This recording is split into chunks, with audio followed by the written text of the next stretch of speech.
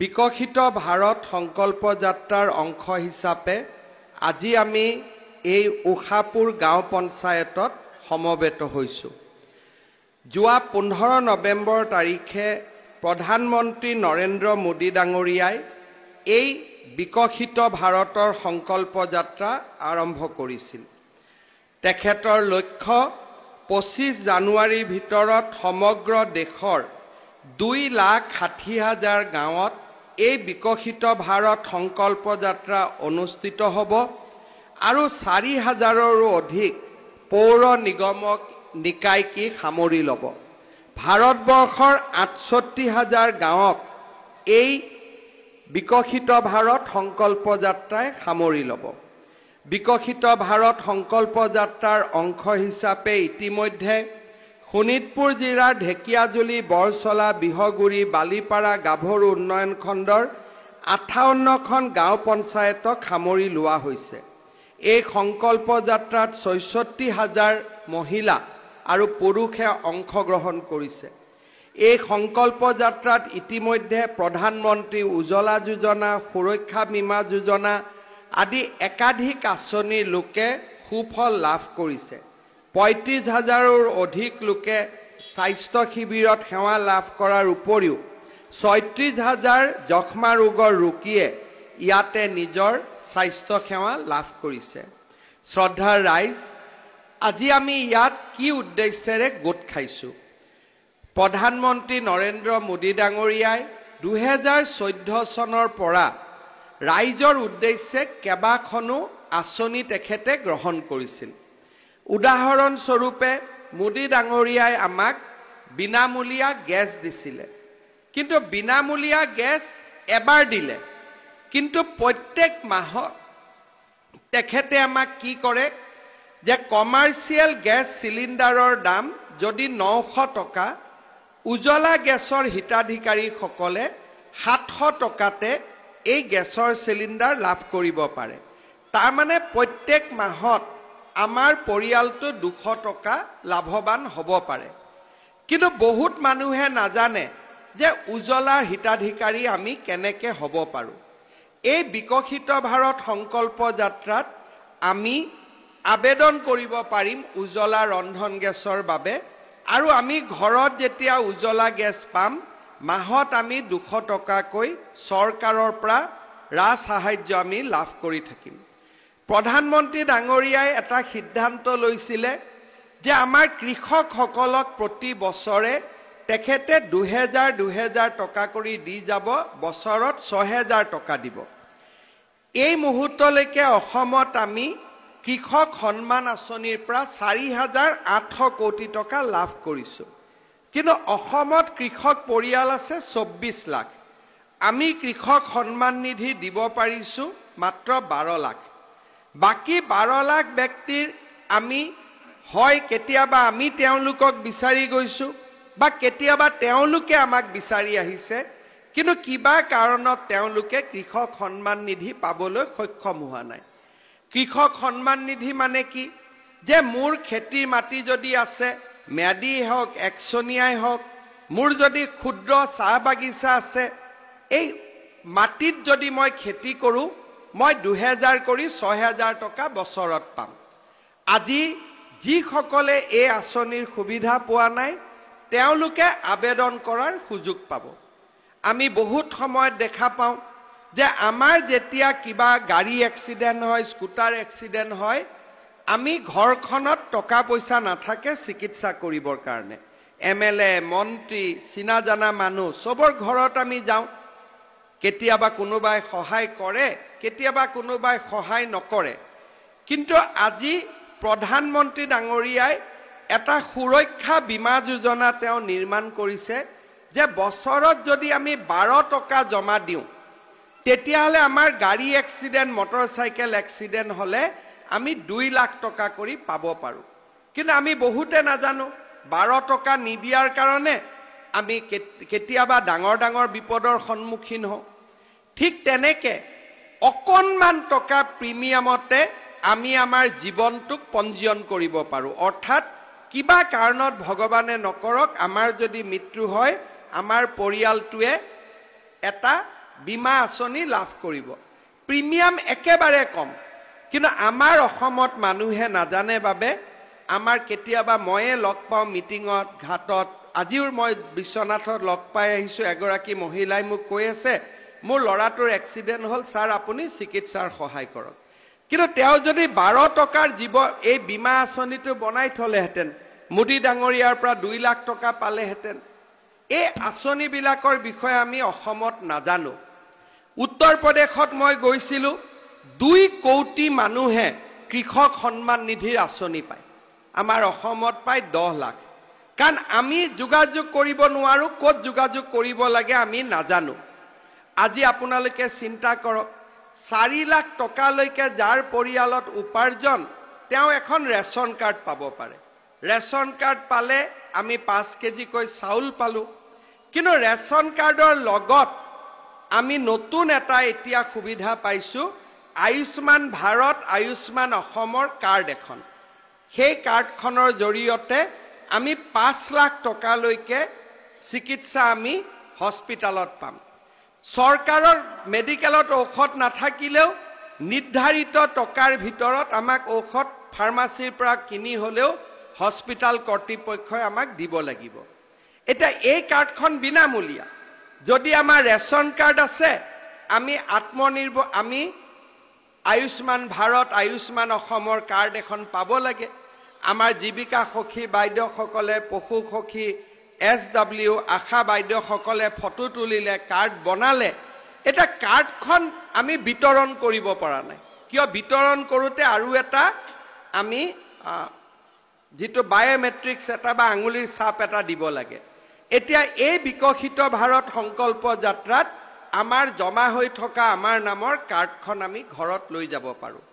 যদি 4 লাখ টকা লৈ মোৰ ঘৰত উপাৰ্জন কিন্তু মই ৰেচন কাৰ্ড পোৱা নাই ইয়াত আমি আবেদন কৰিব পাৰো যে আমাক ৰেচন কাৰ্ড দিয়ক বহুতে মোক কৈ থাকে স্যাৰ মই ঘৰ পোৱা নাই ইয়াত আমি আবেদন কৰিব পাৰো ঘৰৰ কাৰণে তেতিয়া আমি পৰীক্ষা কৰিব পাৰিম যে এই আইমাতৃ গৰাকীয়ে ঘৰ কিয় পোৱা নাই পাকা ঘৰ থকা কাৰণে পোৱা নাই নে আন কিবা কাৰণত পোৱা নাই আৰু যদি ঘৰ পোৱা নাই আমি কেনেকে সকলো পুৱাৰ সকলো যোগ্যতা থাকাৰ পিছতো যদি ঘৰ পোৱা নাই আমি দিয়াৰ ব্যৱস্থা কৰিব পাৰিম এই বিকশিত ভাৰত সংকল্প যাত্ৰা মোদী ডাঙৰীয়াই বহু কেইটা চৰকাৰী আঁচনি যাতে ৰাইজে ল'ব পাৰে তাৰ বাবে একেলগে ব্যৱস্থা কৰি দিছে সেই কাৰণে আজি আপোনালোকে মুখ্যমন্ত্ৰী শুনিব অহা নাই আপোনালোক মিটিঙত অহা নাই মিটিং শেষ হোৱাৰ পিছত এই ষ্টল বিলাকত গৈ নিজৰ নিজৰ যি আঁচনি আপোনালোকে পোৱা নাই তাৰ কাৰণে নাম পঞ্জীয়ন কৰিব আজি আমি ইয়াত গোট খোৱাৰ লক্ষ্যটো হ'ল সেইটো কেইদিনমান আগতে আমাৰ মন্ত্ৰী চন্দ্ৰমোহন পাটোৱাৰী ডাঙৰীয়া বৰপেটাত গৈছিলে আপোনালোকে জানে যে বৰপেটাৰ বহুত গাঁৱত আমাৰ মিয়া মুছলমান মানুহসকল থাকে মোক চন্দ্ৰমোহন পাটোৱাৰী ডাঙৰীয়াই কৈছে একদম মানুহে লাইন পাতি পাতি ৰেজিষ্টাৰ কৰি আছে আমি যদিও কওঁ কিন্তু তেওঁলোকে চৰকাৰী আঁচনিবিলাকৰ বিষয়ে আমাতকৈ আগতে শুনে আৰু বৰপেটাত যেতিয়া লাইন ধৰি ধৰি মানুহে মোদী ডাঙৰীয়াৰ আঁচনি লৈ আছে তেজপুৰত আমি মানুহ মাতি আনি আছো তাৰমানে মোদীক ভোট দিয়া মানুহখিনি আঁচনিটো ল'ব আগবাঢ়ি অহা নাই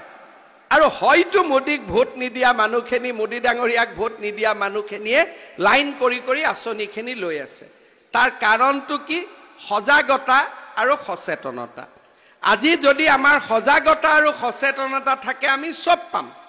কিন্তু যদি সজাগতা আৰু সচেতনতা নাথাকে আমি ভোট দিয়াৰ পিছতো আঁচনিবিলাক নাপাওঁ আমাৰ মনটোত খং উঠি থাকে এই চৰকাৰে ইমান গেছৰ দাম কৰিলে আমাৰ ইমান গেছৰ মূল্য বাঢ়িলে কিন্তু আমি গমেই নাপাওঁ যে বজাৰৰ কাৰণেহে 900 মোদী ডাঙৰীয়াৰ উজ্জ্বলা ললে আমাৰ 700 বহুতে নাজানে যে উজ্জ্বলা গেছত 200 টকা আকৌ আমাৰ বেংক একাউণ্টত আহি যায় 900 টকাত কিনিব লাগে 200 টকা আমাৰ বেংকৰ একাউণ্টত জমা হৈ যায় প্ৰধানমন্ত্ৰী ফসল বীমা যোজনা বানপানী যেতিয়া হয় তেতিয়া খেতি পথাৰ নষ্ট হয় আমি সকলোৱে কৈ থাকো যে মোৰ খেতি গল চৰকাৰে আৰ্থিক সাহায্য দিয়া নাই টিভিটো নিউজ উঠি যায় যে তেওঁ কোনেও আৰ্থিক সাহায্য দিয়া নাই আৰ্থিক সাহায্য পোৱা নাই বিভিন্ন নিউজ উঠে কিন্তু যদি আমি ফসল বীমা যোজনাত আবেদন কৰি নিজৰ নামটো লিখি থওঁ চৰকাৰে আমাক নিজৰ একাউণ্টত নিজেই টকা দিব কেইদিনমান আজিৰ প্ৰায় এবছৰ আগতে লখিমপুৰ জিলাত গোটেই মহিলাসকলে বেংকৰ সন্মুখত লাইন দিলে বোলে কি যে টকাৰ বৰষুণ আহিছে ফসল বীমা যোজনাত সেইবাৰ আমি ৰাইজক কোৱা নাছিলো আমি নিজেই পঞ্জীয়ন কৰাই দিছিলো তাৰমানে বীমাৰ প্ৰিমিয়ামটো ৰাজ্য চৰকাৰে দিব লাগে কেন্দ্ৰীয় চৰকাৰে দিব লাগে হিতাধিকাৰীয়ে দিব লাগে প্ৰথম বছৰ কাৰণে অসমত হিতাধিকাৰীৰ শ্বেয়াৰটো ৰাজ্য চৰকাৰে দি দিছিলে 280 কোটি টকা বানপানীৰ পিছত আমাৰ ৰাইজে পালে মোবাইলত মেছেজ আহি আছে 5000 ডিপজিটেড 10000 ডিপজিটেড ইনটু একাউণ্ট মানুহে বুজি পোৱা নাই মানুহে কলে টকাৰ বৰষুণ আহি আছে এতিয়া অসমত যিমান বানপানী হয় আমি যদি এই কাউন্টাৰ ইয়াতে আছে প্ৰধানমন্ত্ৰী ফসল বীমা যোজনাত যদি আমি বীমা কৰো 100 টকা হ'ব বীমাৰ খৰচ বা তাতকৈ কম হ'ব ৰাজ্য চৰকাৰে লগত আৰু দিব কেন্দ্ৰীয় চৰকাৰেও দিব বানপানীৰ পিছত চৰকাৰৰ সাহায্য পোৱা নাই বুলি আমি টিভিত ক'ব নালাগে আমি মাত্ৰ মোবাইলটো চাই থাকিব লাগে কেতিয়া আমাৰ টকাটো জমা হৈ গল মোদী ডাঙৰীয়াই এখন নতুন ভাৰত সৃষ্টি কৰিব খুজিছে যত এক্সিডেন্ট হল এমএলএ মন্ত্ৰীৰ ওচৰত যাব নালাগে ইন্সুৰেন্সৰ পৰা টকা পাব ঘৰত মানুহৰ মৃত্যু হল ইন্সুৰেন্সে টকা দিব কাৰো ওচৰত হাত পাতিব নালাগে বেমাৰ হল এমএলএ মন্ত্ৰী তাত যাব নালাগে কাৰ্ডখন লৈ হস্পিটাল গলে 5 লাখ টকাৰ ট্ৰিটমেন্ট কৃষক হয় সাৰ কিনিব পইচা নাই 2000 টকা কৰি আমাৰ বেংক একাউণ্টত আহি থাকিলে আৰু তাৰ লগত ৰাজ্য চৰকাৰৰ আন আঁচনিবিলাক আছে কালি আমাৰ কেবিনেটত আমি সিদ্ধান্ত লৈছো যে বিভিন্ন চৰকাৰী নিয়মৰ কাৰণে যিসকলে প্ৰধানমন্ত্ৰী আৱাস যোজনা নাপাব তেওঁলোকক আমি মুখ্যমন্ত্ৰী আৱাস যোজনা দিম তাৰমানে প্ৰত্যেক সমষ্টিতে এতিয়া প্ৰধানমন্ত্ৰীৰ ঘৰৰ লগে লগে মুখ্যমন্ত্ৰীৰ ঘৰো আমি দিয়া আৰম্ভ কৰিম তাৰমানে আমাৰ সমস্যা বহুত কমিব কিন্তু সচেতনতা আৰু সজাগতা নাথাকিলে আমি চৰকাৰী আঁচনিৰ পৰা বঞ্চিত হওঁ আৰু মনত আমাৰ খং উঠি থাকে একো নিদিলে কিন্তু সব দি থৈ দিছে কিন্তু আমি নাজানো কাৰণে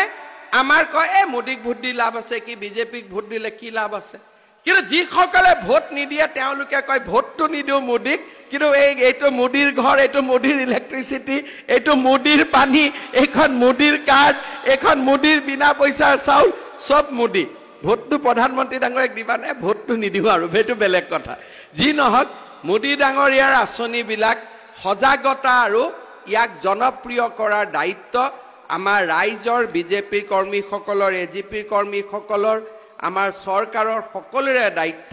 কাৰণ আমি ৰাজনীতিক সকলো কথাত নকৰো আমি দুখীয়া দৰিদ্ৰ মানুহৰ সেৱা কৰিব খোজো সেই কাৰণে আমিও নুখুদো যে তুমি কাক ভোট দিছা যোনে ফৰ্ম ফিল আপ কৰিছে হিয়ে পাই যাব যোনে 12 টকা দিয়ে এক্সিডেন্ট হলে হিয়ে 2 লাখ টকা পাব কাক ভোট দিছাটো আমি নুখুদোৱে এই কাৰণে প্ৰধানমন্ত্ৰী মোদী ডাঙৰীয়া আজি বিশ্বৰ সৰ্বশ্ৰেষ্ঠ নেতা বুলি আমি জানো কাৰণ তেওঁ সবকা সাথ সবকা বিকাশ এই নীতিৰে আগুৱাই গৈছে মই উখাপুৰ গাঁও পঞ্চায়ত আৰু সমগ্ৰ শোণিতপুৰ জিলাৰ পৰা অহা ৰাইজক এই বিকশিত ভাৰত সংকল্প যাত্ৰাত মই নিজৰ নাম পঞ্জীয়ন কৰিব নিজৰ বিভিন্ন আঁচনিৰ সহায় লোৱাৰ বাবে মই আহ্বান জনাম ভৱিষ্যতে ময়ো এই গোটেই বিকশিত ভাৰত সংকল্প যাত্ৰাটোৰ যিটো কনসেপ্ট হেতু এবাৰ মই খুব ওচৰৰ পৰা চাইছো ই বহুত লাভজনক ভৱিষ্যতে মই ভাবিছো যে অসম গভৰ্ণমেণ্টৰ আঁচনিখিনিও ইয়াৰ লগত জড়িত কৰি ভৱিষ্যতে আমি লোকসভা নিৰ্বাচনৰ পিছত আৰু এটা খুব বিকশিত ভাৰতৰ এনেকুৱা আমি যাত্ৰা কৰিম যোনে ঘৰ নাই পোৱা ঘৰ ৰেজিষ্টাৰ কৰিব পাৰিব অৰুণোদয় নাই পোৱা অৰুণোদয় ৰেজিষ্টাৰ কৰিব পাৰিব এনেকুৱা ব্যৱস্থা এটা আমি গাঁৱে গাঁৱে আমিও অসম চৰকাৰেও কৰিম কাৰণ মোদী ডাঙৰীয়াৰ পৰা শিক্ষা যেতিয়া আমি ল'ম তেতিয়া আমি নিজে বেছি শিক্ষিত হ'ম মই দেখো মই মোদী ডাঙৰীয়াৰ লগত কথা পাতো যে তেওঁৰ সমান শিক্ষাগুৰু একো নাই আধা ঘণ্টা বহিলে তেওঁৰ লগত আধা ঘণ্টা বহিলে মোৰ 10 বছৰৰ এডুকেশ্যন যেন একেলগে পাই যাওঁ তেনেকুৱা ভাৱ হয় এইকেইটা দিন মই ওচৰৰ পৰা চাই আছো মই কামৰূপ জিলাতো গলো সিদিনাখন ডিব্ৰুগড়ত এনেকে মই বিকশিত ভাৰতৰ এই কনসেপ্টটো চাই আছো আমি যদি ভালকৈ ব্যৱহাৰ কৰো মানুহৰ খং ৰাগ একোৱে নাথাকিব সব বস্তু মানুহৰ হৈ যাব কিন্তু আমাৰ জিলা প্ৰশাসনেও ভাবেও বহি থাকে বোলে এটা চৰকাৰী আঁচনি এমএলএ মন্ত্ৰীও আমি ভাবো চৰকাৰী আঁচনি আহিব যাব কিন্তু চৰকাৰী আঁচনি নহয় চৰকাৰ মানে ৰাইজ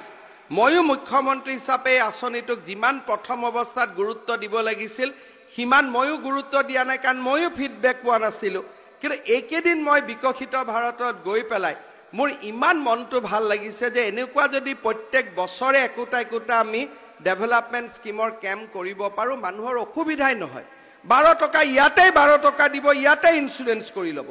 এক্সিডেণ্ট হ'লে 2 লাখ টকা, 200 টকা জমা দিলে মৃত্যুৰ পিছত 2 লাখ টকা ইঞ্চুৰেঞ্চ হয়। ৰেচন কাৰ্ডখন দেখালে আয়ুষ্মান ভাৰতৰ কাৰ্ড পাম। মোৰ ফেমিলি ইনকাম 4 লাখ টকা, ৰেচন কাৰ্ড এখন দিয়ক। আমি কোনো মণ্ডল মহৰী গাঁওবোৰৰ ওচৰত যাব নালাগে, কেম্পৰ পৰাই আমি পাব পাৰোঁ। খুব ভাল কনচেপ্ট এটা প্ৰথম বছৰ আৰম্ভ হৈছে। আপোনালোকেও ইয়াক ভাল কৰি চাওক, শিকক, পৰামৰ্শও দিয়ক আৰু কেনেকৈ ভাল কৰিব লাগে। আমি ভৱিষ্যতৰ দিনতো এই সুন্দৰ কামটো চলাই যাম আৰু প্ৰধানমন্ত্ৰী মোদী ডাঙৰীয়াক মই অসমবাসী ৰাইজৰ হৈ এই সুন্দৰ ব্যৱস্থাৰ কাৰণে আকৌ এবাৰ ধন্যবাদ আৰু কৃতজ্ঞতা জনাই মই মোৰ বক্তব্যৰ সামৰণি মাৰিছোঁ। ধন্যবাদ। জয় হিন্দ, বন্দে মাতৰম।